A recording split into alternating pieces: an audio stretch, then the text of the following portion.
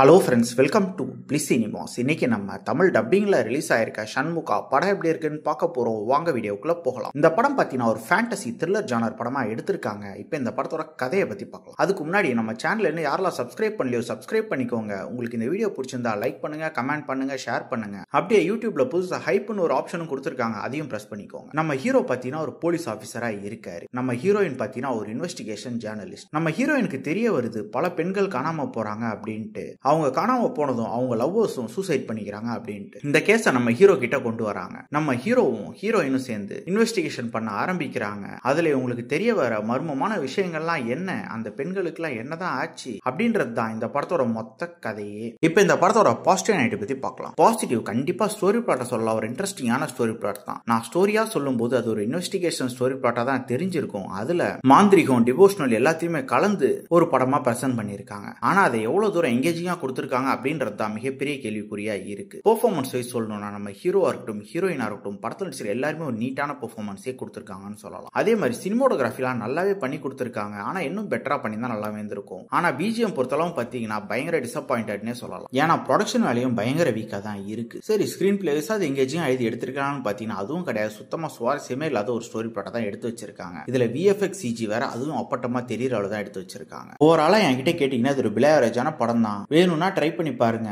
இந்த படத்துக்கு நம்மளோட ரேட்டிங் கேட்டீங்கன்னா 10க்கு 4 மார்க் கொடுக்கலாம். இன்னொரு வீடியோல சந்திக்கலாம். தேங்க்யூ.